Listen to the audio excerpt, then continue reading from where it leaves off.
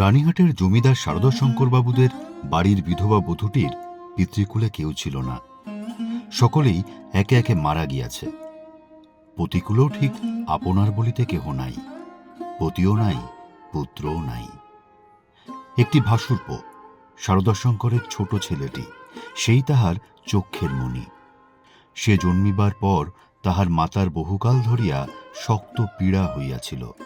সেই জন্য এই বিধবা কাকী কাদম্বিনী তাহাকে মানুষ করিয়াছে। পরের ছেলে মানুষ করিলে তাহার প্রতি প্রাণের টান আরো যেন বেশি হয়, কারণ তাহার উপরে অধিকার থাকে না, তাহার উপরে কোনো সামাজিক দাবি নাই, কেবল স্নেহের দাবি।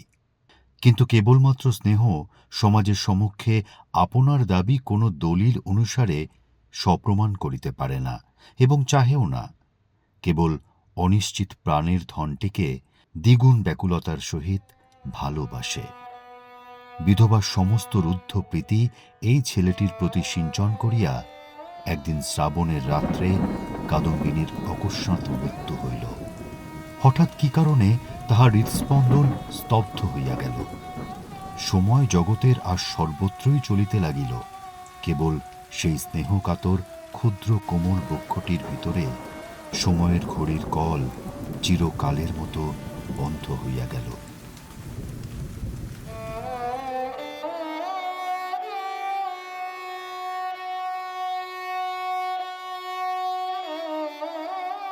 পাছে পুলিশের উপদ্রব ঘটে, এই জন্য অধিক আড়ম্বর না করিয়া জমিদারের 4 জন ব্রাহ্মণ কর্মচারী অনতি বিলম্বে মৃতদেহ দাহ করিতে লইয়া গেল।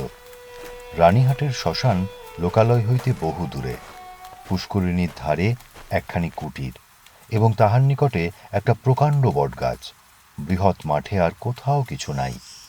পূর্বে এইখান দিয়া নদী বহিত, এখন নদী একেবারে শুকাইয়া গেছে। সেই শুষ্ক জলপথের এক অংশ খনন করিয়া শ্মশানের পুষ্করিণী নির্মিত হইয়াছে। এখনকার লোকেরা এই পুষ্করিণীকেই পুণ্য স্রোতস্বিনীর প্রতিনিধিস্বরূপ জ্ঞান করে। মৃতদেহ কুটিরের মধ্যে স্থাপন করিয়া চিতার কাঠ আসিবার প্রতীক্ষায় 4 জনে বসিয়া রহিল। সময় এত দীর্ঘ বোধ হইতে লাগিল যে অধীর হইয়া 4 জনের মধ্যে নিতাই এবং গুরুচরণ কাঠ আনিতে এত বিলম্ব হইতেছে কেন দেখিতে গেল। বিধু এবং বনমালী মৃতদেহ রক্ষা করিয়া বসিয়া রহিল। শ্রাবণের অন্ধকার রাত্রি, থমথমে মেঘ করিয়া আছে, আকাশে একটি তারা দেখা যায় না। অন্ধকার ঘরে 2 জনে চুপ করিয়া বসিয়া রহিল। একজনের চাদরে দিয়াশলাই এবং বাতি বাঁধা ছিল। বর্ষাকালের দিয়াশলাই বহু চেষ্টাতেও জ্বলিল না। যে লণ্ঠন সঙ্গে ছিল তাহাও নিবিয়া গেছে। অনেকক্ষণ চুপ করিয়া থাকিয়া একজন কহিল, ভাইরে, 1 ছিলিম তামাকের জোগাড় থাকিলে বড় সুবিধা হইত, তাড়াতাড়িতে কিছুই আনা হয় নাই। অন্য ব্যক্তি কহিল, আমি চট করিয়া 1 দৌড়ে সমস্ত সংগ্রহ করিয়া আনিতে পারি। বনমালীর পলায়নের অভিপ্রায় বুঝিয়া বিধু কহিল, মায়েরি, আর আমি বুঝি এখানে একলা বসিয়া থাকিব? আবার কথাবার্তা বন্ধ হইয়া গেল। 5 মিনিটকে 1 ঘণ্টা বলিয়া মনে হইতে লাগিল। যাহারা কাঠ আনিতে গিয়াছিল তাহাদিগকে মনে মনে ইহারা গালি দিতে লাগিল। তাহারা যে দিব্য আরামে বসিয়া গল্প করিতে করিতে তামাক খাইতেছে, এ সন্দেহ ক্রমশই তাহাদের মনে ঘনীভূত হইয়া উঠিতে লাগিল। কোথাও কিছু শব্দ নাই, কেবল পুষ্করিণী তীর হইতে অবিশ্রাম ঝিল্লি এবং ঢেকের ডাক শোনা যাইতেছে। এমন সময় মনে হইল যেন খাটটা ঈষৎ নড়িল, যেন মৃতদেহ পাশ ফিরিয়া শুইল। বিধু এবং বনমালী রাম নাম জপিতে জপিতে কাঁপিতে লাগিল। হঠাৎ ঘরের মধ্যে একটা দীর্ঘ নিঃশ্বাস শোনা গেল। বিধু এবং বনমালী এক মুহূর্তে ঘর হইতে লম্ফ দিয়া বাহির হইয়া গ্রামের অভিমুখে দৌড় দিল। প্রায় ক্রোশ 1.5 পথ গিয়া দেখিল তাহাদের অবশিষ্ট 2 সঙ্গী লণ্ঠন হাতে ফিরিয়া আসিতেছে। তাহারা বাস্তবিকই তামাক খাইতে গিয়াছিল, কাঠের কোনো খবর জানে না। তথাপি সংবাদ দিল গাছ কাটিয়া কাঠ ফাড়াইতেছে, অনতিবিলম্বে রওনা হইবে। তখন বিধু এবং বনমালী কুটিরের সমস্ত ঘটনা বর্ণনা করিল। নিতাই এবং গুরুচরণ অবিশ্বাস করিয়া উড়াইয়া দিল এবং কর্তব্য ত্যাগ করিয়া আসার জন্য অপর 2 জনের প্রতি অত্যন্ত রাগ করিয়া বিস্তর ভর্ৎসনা করিল। কালো বিলম্ব না করিয়া 4 জনেই শ্মশানের সেই কুটিরে গিয়া উপস্থিত হইল। ঘরে ঢুকিয়া দেখিল মৃতদেহ নাই, শূন্য খাট পড়িয়া আছে। পরস্পর মুখোমুখি চাহিয়া রহিল, যদি শৃগালে লইয়া গিয়া থাকে, কিন্তু আচ্ছাদন বস্ত্রটি পর্যন্ত নাই। সন্ধান করিতে করিতে বাহিরে গিয়া দেখে কুটিরের দ্বারের কাছে খানিকটা কাদা জমিয়াছিল, তাহাতে স্ত্রীলোকের সত্য এবং ক্ষুদ্র পদচিহ্ন। শারদাশঙ্কর সহজ লোক নহেন। তাহাকে এই ভূতের গল্প বলিলে হঠাৎ যে কোনো শুভ ফল পাওয়া যাইবে এমন সম্ভাবনা নাই। তখন চারজনে বিস্তর পরামর্শ করিয়া স্থির করিল যে দাহকার্য সমাধা হইয়াছে, এইরূপ খবর দেওয়াই ভালো। ভোরের দিকে যাহারা কাঠ লইয়া আসিল, তাহারা সংবাদ পাইল বিলম্ব দেখিয়া পূর্বেই কার্য শেষ হইয়া গিয়াছে। কুটিরের মধ্যে কাষ্ঠ সঞ্চিত ছিল। এ সম্বন্ধে কাহারও সহজে সন্দেহ উপস্থিত হইতে পারে না, কারণ মৃতদেহ এমন কিছু বহুমূল্য সম্পত্তি নহে যে কেহ ফাঁকি দিয়া চুরি করিয়া লইয়া যাইবে।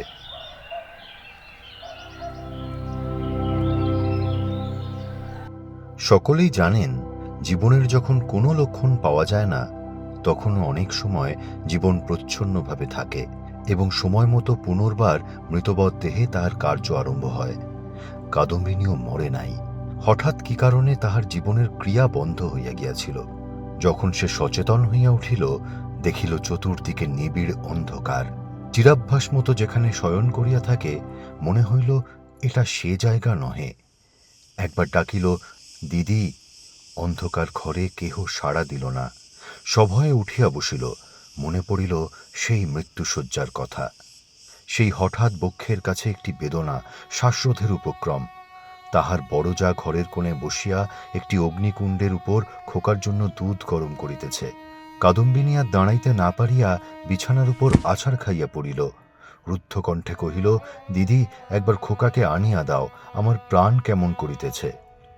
তাহার পরে সমস্ত কালো হইয়া আসিল, যেন একটি লেখা খাতার উপরে দোয়াত শুদ্ধ কালি গড়াইয়া পড়িল। কাদম্বিনীর সমস্ত স্মৃতি এবং চেতনা, বিশ্বগ্রন্থের সমস্ত অক্ষর এক মুহূর্তে একাকার হইয়া গেল। খোকা তাহাকে একবার শেষবারের মতো তাহার সেই সুমিষ্ট ভালোবাসার স্বরে কাকিমা বলিয়া ডাকিয়াছিল কিনা, তাহার অনন্ত অজ্ঞাত মরণযাত্রার পথে চিরপরিচিত পৃথিবী হইতে এই শেষ স্নেহপাথেয়টুকু সংগ্রহ করিয়া আনিয়াছিল কিনা, বিধবার তাহাও মনে পড়ে না। প্রথমে মনে হইল জমালয় বুঝি এই রূপ চিরনির্জন এবং চিরান্ধকার।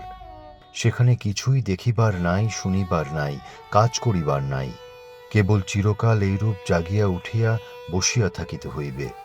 তাহার পর যখন মুক্ত দ্বার দিয়া হঠাৎ একটা ঠান্ডা বাদলার বাতাস দিল এবং বর্ষার ভেকের ডাক কানে প্রবেশ করিল, তখন এক মুহূর্তে তাহার এই স্বল্প জীবনের আশৈশব সমস্ত বর্ষার স্মৃতি ঘনীভূতভাবে তাহার মনে উদয় হইল এবং পৃথিবীর নিকট সংস্পর্শ সে অনুভব করিতে পারিল।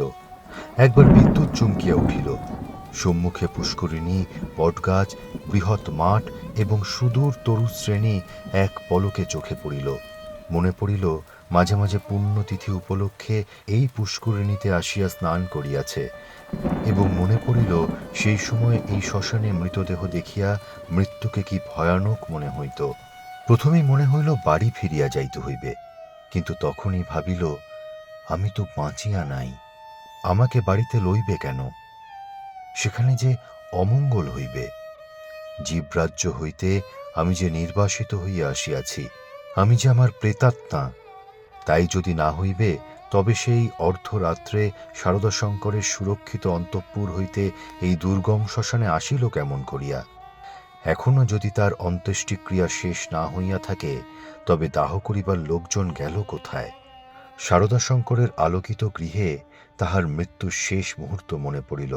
তাহার পরেই এই বহু দূরবর্তী জনশূন্য অন্ধকার শ্মশানের মধ্যে আপনাকে একাকিনী দেখিয়া সে জানিল, আমি এই পৃথিবীর জনসমাজের আর কেহ নহি। আমি অতি ভীষণ অকল্যাণকারিণী, আমি আমার প্রেতাত্মা। এই কথা মনে উদয় হইবা মাত্রই তাহার মনে হইল তাহার চতুর্দিক হইতে বিশ্ব নিয়মের সমস্ত বন্ধন যেন ছিন্ন হইয়া গিয়াছে, যেন তাহার অদ্ভুত শক্তি, অসীম স্বাধীনতা, যেখানে ইচ্ছা যাইতে পারে, যাহা ইচ্ছা করিতে পারে। এই অভূতপূর্ব নূতন ভাবের আবির্ভাবে সে উন্মত্তের মতো হইয়া হঠাৎ একটা দমকা বাতাসের মতো ঘর হইতে বাহির হইয়া অন্ধকার শ্মশানের উপর দিয়া চলিল। মনে লজ্জা ভয় ভাবনার লেশ মাত্র রহিল না। চলিতে চলিতে চরণ শ্রান্ত, দেহ দুর্বল হইয়া আসিতে লাগিল। মাঠের পর মাঠ আর শেষ হয় না।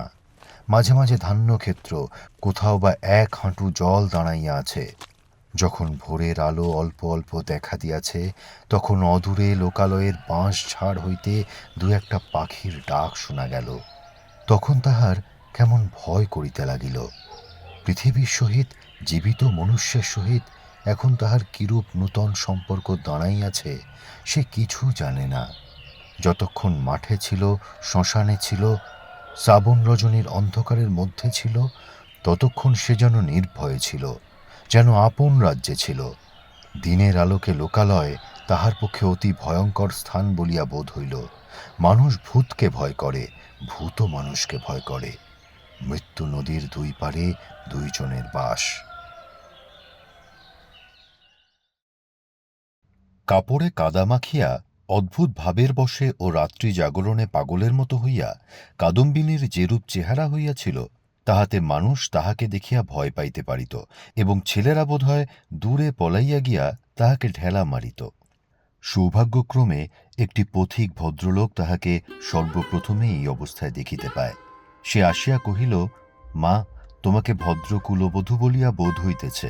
তুমি এ অবস্থায় একলা পথে কোথায় চলিয়াছ? কাদম্বিনী প্রথমে কোনো উত্তর না দিয়া তাকাইয়া রহিল। হঠাৎ কিছুই ভাবিয়া পাইল না। সে যে সংসারের মধ্যে আছে, তাহাকে যে ভদ্র কুলবধূর মতো দেখাইতেছে, গ্রামের পথে পথিক তাহাকে যে প্রশ্ন জিজ্ঞাসা করিতেছে, এ সমস্তই তাহার কাছে অভাবনীয় বলিয়া বোধ হইল।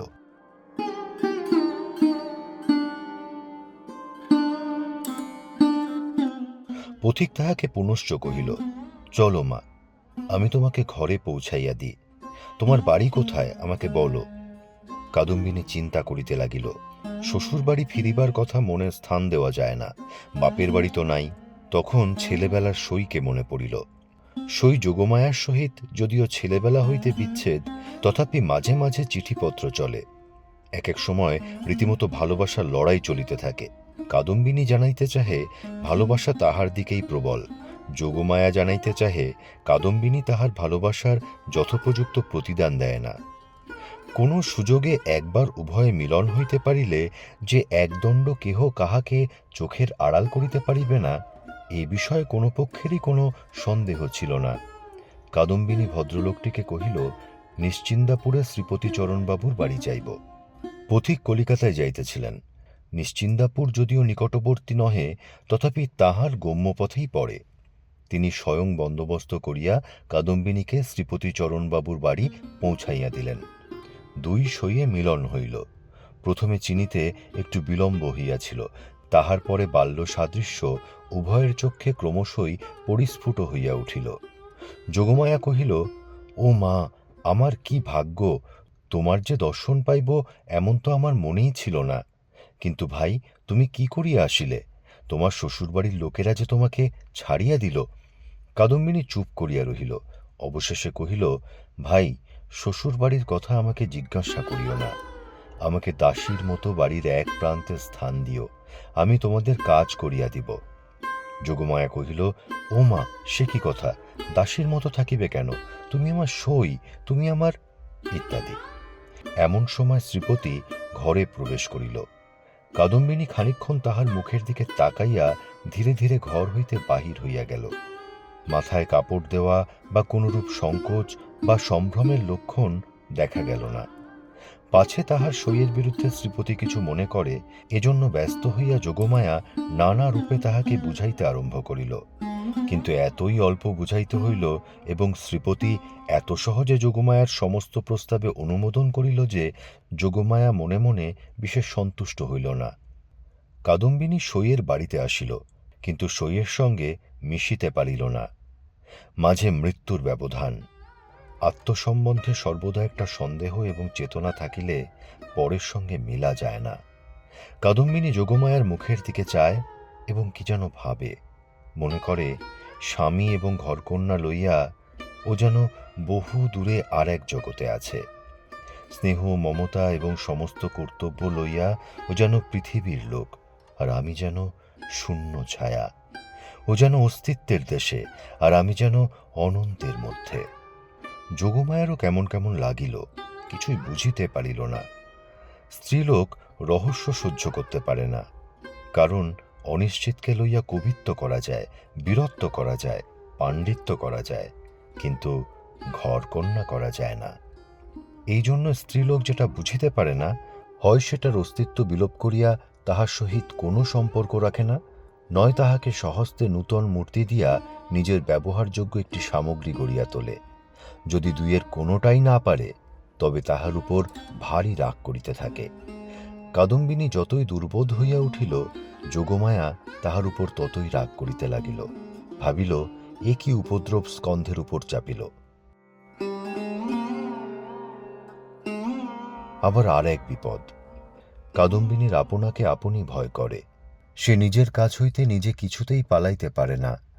যাহাদের ভূতের ভয় আছে, তাহারা আপনার পশ্চাৎ দিককে ভয় করে। যেখানে দৃষ্টি রাখিতে পারে না, সেখানেই ভয়। কিন্তু কাদম্বিনীর আপনার মধ্যেই সর্বাপেক্ষা বেশি ভয়, বাহিরে তার ভয় নাই।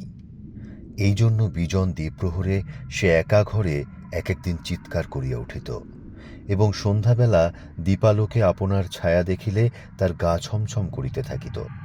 তাহার এই ভয় দেখিয়া বাড়ি শুদ্ধ লোকের মনে কেমন একটা ভয় জন্মিয়া গেল। চাকরদাসীরা এবং যোগমায়াও যখন তখন যেখানে সেখানে ভূত দেখিতে আরম্ভ করিল। একদিন এমন হইল, কাদম্বিনী অর্ধরাত্রে আপনার শয়ন গৃহ হইতে কাঁদিয়া বাহির হইয়া একেবারে যোগমায়ার গৃহদ্বারে আসিয়া কহিল, দিদি দিদি, তোমার দুটি পায়ে পড়ি গো, আমায় একলা ফেলিয়া রাখিও না। যোগমায়ার যেমন ভয়ও পাইল, তেমনি রাগও হইল। ইচ্ছা করিল তদ্দণ্ডেই কাদম্বিনীকে দূর করিয়া দেয়। দয়াপরবশ শ্রীপতি অনেক চেষ্টায় তাহাকে ঠান্ডা করিয়া পার্শ্ববর্তী গৃহে স্থান দিল।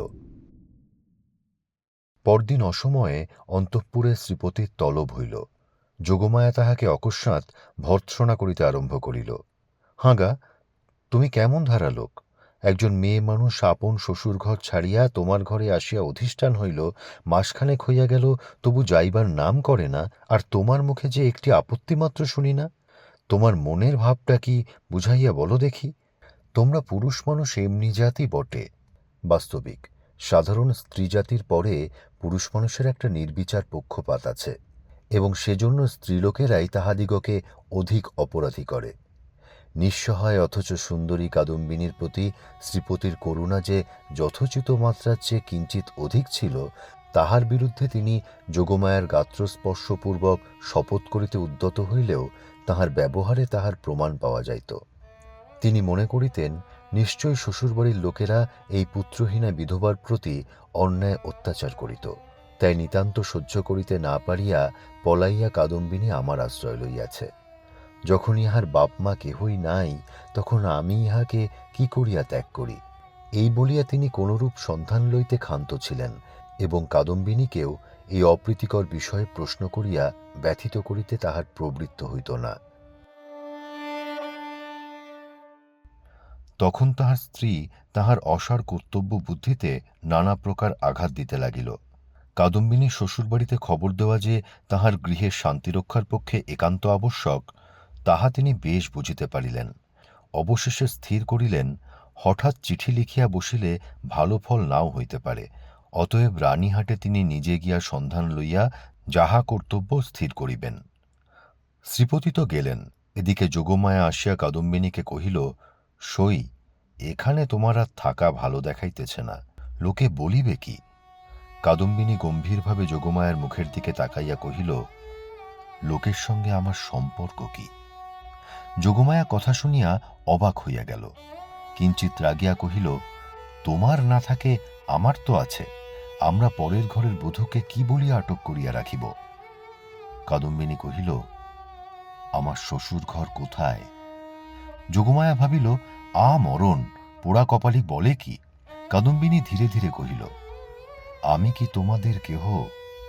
আমি কি এ পৃথিবীর? তোমরা হাসিতেছ, কাঁদিতেছ, ভালোবাসিতেছ, সবাই আপন আপন লইয়া আছো, আমি তো কেবল চাহিয়া আছি। তোমরা মানুষ, আর আমি ছায়া। বুঝিতে পারি না ভগবান আমাকে তোমাদের এই সংসারের মাঝখানে কেন রাখিয়াছেন। তোমরাও ভয় করো, পাছে তোমাদের হাসি খেলার মধ্যে আমি অমঙ্গল আনি। আমিও বুঝিয়া উঠিতে পারি না তোমাদের সঙ্গে আমার কি সম্পর্ক।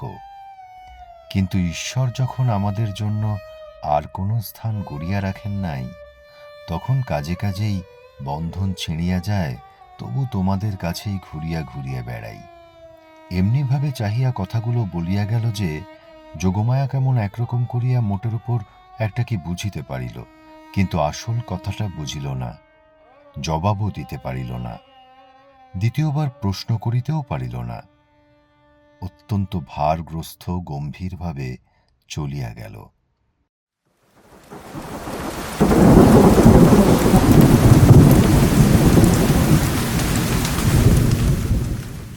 রাত্রি প্রায় যখন 10টা, তখন শ্রীপতি রানীহাট হইতে ফিরিয়া আসিলেন। মুষলধারে বৃষ্টিতে পৃথিবী ভাসিয়া যাইতেছে। ক্রমাগতই তাহার ঝরঝর শব্দে মনে হইতেছে বৃষ্টির শেষ নাই, আজ রাত্রিরও শেষ নাই। যোগমায়া জিজ্ঞাসা করিলে, কি হইল? শ্রীপতি কহিলেন, সে অনেক কথা, পরে হইবে বলিয়া কাপড় ছাড়িয়া আহার করিলেন এবং তামাক খাইয়া শুইতে গেলেন। ভাবটা অত্যন্ত চিন্তিত। যোগমায়া অনেকক্ষণ কৌতূহল দমন করিয়াছিলেন। শয্যায় প্রবেশ করিয়াই জিজ্ঞাসা করিলেন, কি শুনিলে বলো? শ্রীপতি কহিলেন, নিশ্চয়ই তুমি একটা ভুল করিয়াছ। শুনিবা মাত্র যোগমায়া মনে মনে ঈষৎ রাগ করিলেন। ভুল মেয়েরা কখনোই করে না, যদি বা করে কোনো সুবুদ্ধি পুরুষের সেটা উল্লেখ করা কর্তব্য হয় না, নিজের ঘাড় পাতিয়া লওয়াই সুযুক্তি। যোগমায়া কিঞ্চিৎ উষ্ণভাবে কহিলেন, কিরকম শুনি? শ্রীপতি কহিলেন, যে স্ত্রী লোকটিকে তোমার ঘরে স্থান দিয়াছ সে তোমার সই কাদম্বিনী নহে। এমনতর কথা শুনিলে সহজেই রাগ হইতে পারে, বিশেষত নিজের স্বামীর মুখে শুনিলে তো কথাই নাই। যোগমায়া কহিলেন, আমার সইকে আমি চিনি না, তোমার কাছ হইতে চিনিয়া লইতে হইবে? কি কথা স্ত্রী! শ্রীপতি বুঝাইলেন, এ স্থলে কথা স্ত্রী লইয়া কোনরূপ তর্ক হইতেছে না, প্রমাণ দেখিতে হইবে। যোগমায়ার সই কাদম্বিনী যে মারা গিয়াছে তাহাতে কোনো সন্দেহ নাই। যোগমায়া কহিলেন, ওই শোনো, তুমি নিশ্চয়ই একটা গোল পাকাইয়া আসিয়াছ। কোথায় যাইতে কোথায় গিয়াছ, কি শুনিতে কি শুনিয়াছ তাহার ঠিক নাই। তোমাকে নিজে যাইতে কে বলিল? একখানা চিঠি লিখিয়া দিলেই তো সমস্ত পরিষ্কার হইত। নিজের কর্মপটুতার প্রতি স্ত্রীর এইরূপ বিশ্বাসের অভাবে শ্রীপতি অত্যন্ত ক্ষুণ্ণ হইয়া বিস্তারিতভাবে সমস্ত প্রমাণ প্রয়োগ করিতে লাগিলেন, কিন্তু কোনো ফল হইল না। উভয় পক্ষে হ্যাঁ না করিতে করিতে রাত্রি দ্বিপ্রহর হইয়া গেল।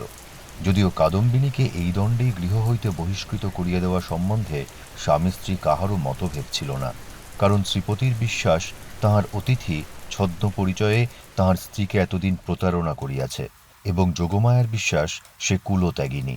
তথাপি উপস্থিত তর্কটা সম্বন্ধে উভয়েই কেহই হার মানিতে চাহেন না। উভয়ের কণ্ঠস্বর ক্রমেই উচ্চ হইতে লাগিল।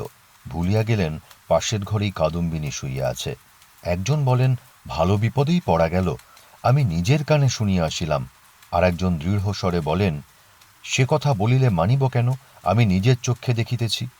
অবশেষে যোগমায়া জিজ্ঞাসা করিলেন, আচ্ছা, কাদম্বিনী কবে মরিল বলো দেখি? ভাবিলেন কাদম্বিনীর কোনো একটা চিঠির তারিখের সহিত অনৈক্য বাহির করিয়া শ্রীপতির ভ্রম সপ্রমাণ করিয়া দিবেন।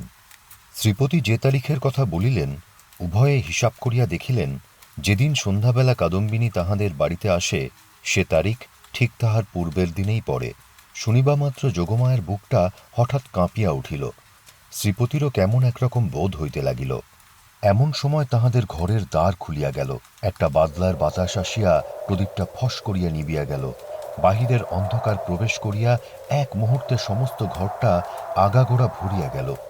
কাদম্বিনী একেবারে ঘরের ভিতর আসিয়া দাঁড়াইল।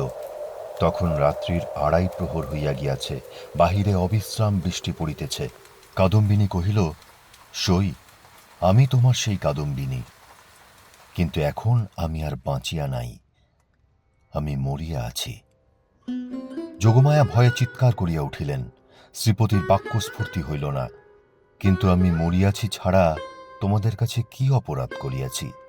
আমার যদি ইহলোকেও স্থান নাই, পরলোকেও স্থান নাই, ওগো আমি তবে কোথায় যাইব? তীব্র কণ্ঠে চিৎকার করিয়া যেন এই গভীর বর্ষা নিশীথে সুপ্ত বিধাতাকে জাগ্রত করিয়া জিজ্ঞাসা করিল, ওগো আমি তবে কোথায় যাইব? এই বলিয়া মূর্ছিত দম্পতিকে অন্ধকার ঘরে ফেলিয়া বিশ্বজগতে কাদম্বিনী আপনার স্থান খুঁজিতে গেল।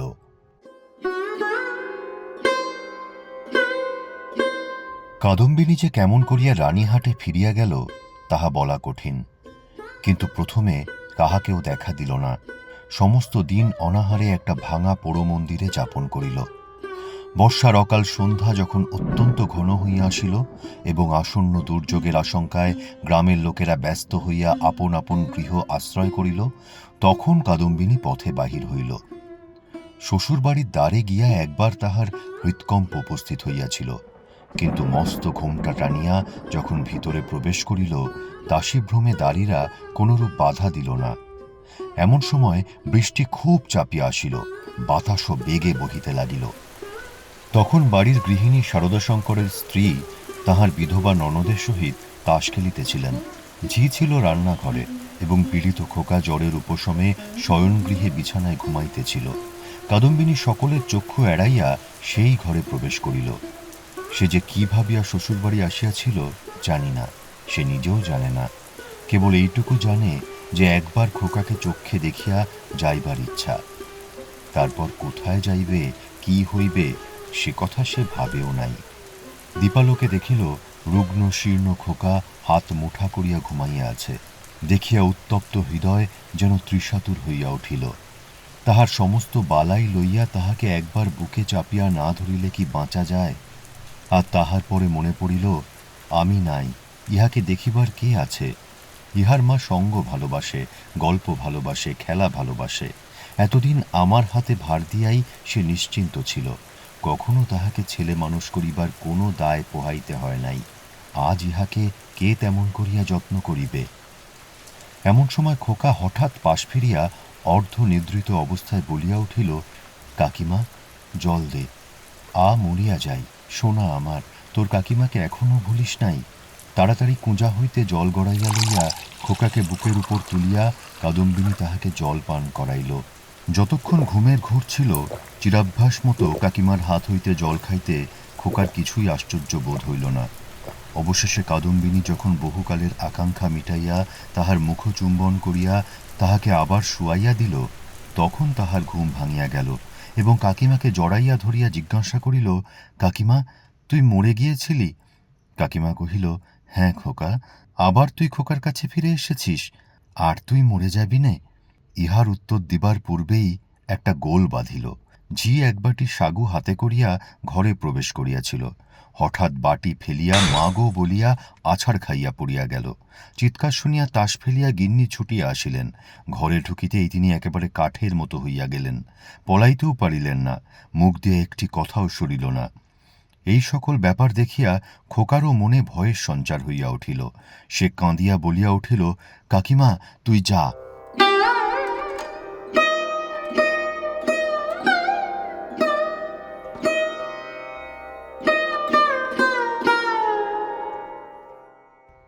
কাদম্বিনী অনেক দিন পর আজ অনুভব করিয়াছে যে সে মরে নাই। সেই পুরাতন ঘরদ্বার, সেই সমস্ত, সেই খোকা, সেই স্নেহ তাহার পক্ষে সমান জীবন্তভাবেই আছে। মধ্যে কোনো বিচ্ছেদ, কোনো ব্যবধান জন্মায় নাই। সইয়ের বাড়ি গিয়া অনুভব করিয়াছিল বাল্যকালের সেই সই মরিয়া গিয়াছে। খোকার ঘরে আসিয়া বুঝিতে পারিল খোকার কাকিমা তো এক তিলও মরে নাই। ব্যাকুলভাবে কহিল, দিদি তোমরা আমাকে দেখিয়া কেন ভয় পাইতেছ? এই দেখো আমি তোমাদের সেই তেমনই আছি। গিন্নি আর দাঁড়াইয়া থাকিতে পারিলেন না, মূর্ছিত হইয়া পড়িয়া গেলেন। ভগ্নীর কাছে সংবাদ পাইয়া শারদাশঙ্করবাবু স্বয়ং অন্তঃপুরে আসিয়া উপস্থিত হইলেন। তিনি জোর হস্তে কাদম্বিনীকে কহিলেন, ছোট বৌমা, এই কি তোমার উচিত হয়? সতীশ আমার বংশের একমাত্র ছেলে, উহার প্রতি তুমি কেন দৃষ্টি দিতেছ? আমরা কি তোমার পর? তুমি যাওয়ার পর হইতে ও প্রতিদিন শুকাইয়া যাইতেছে। উহার ব্যামো আর ছাড়ে না, দিন রাত কেবল কাকিমা কাকিমা করে। যখন সংসার হইতে বিদায় লইয়াছ তখন এ মায়াবন্ধন ছিঁড়িয়া যাও। আমরা তোমার যথোচিত সৎকার করিব। তখন কাদম্বিনী আর সহিতে পারিল না, তীব্র কণ্ঠে বলিয়া উঠিল, ওগো, আমি মরি নাই গো, মরি নাই। আমি কেমন করিয়া তোমাদের বুঝাইব আমি মরি নাই? এই দেখো আমি বাঁচিয়া আছি। বলিয়া কাঁসার বাটিটা ভূমি হইতে তুলিয়া কপালে আঘাত করিতে লাগিল। কপাল ফাটিয়া রক্ত বাহির হইতে লাগিল। তখন বলিল, এই দেখো আমি বাঁচিয়া আছি। শারদাশঙ্কর মূর্তির মতো দাঁড়াইয়া রহিলেন। খোকা ভয়ে বাবাকে ডাকিতে লাগিল। দুই মূর্ছিতা রমণী মাটিতে পড়িয়া রহিল। তখন কাদম্বিনী, ওগো, আমি মরি নাই গো, মরি নাই গো, মরি নাই বলিয়া চিৎকার করিয়া ঘর হইতে বাহির হইয়া সিঁড়ি বাহিয়া নামিয়া অন্তঃপুরের পুষ্করিণীর জলের মধ্যে গিয়া পড়িল। শারদাশঙ্কর উপরের ঘর হইতে শুনিতে পাইলেন, ঝপাস করিয়া একটা শব্দ হইল। সমস্ত রাত্রি বৃষ্টি পড়িতে লাগিল। তাহার পরদিন সকালেও বৃষ্টি পড়িতেছে। মধ্যাহ্নে বৃষ্টির বিরাম নাই। কাদম্বিনী মরিয়া প্রমাণ করিল সে মরে নাই।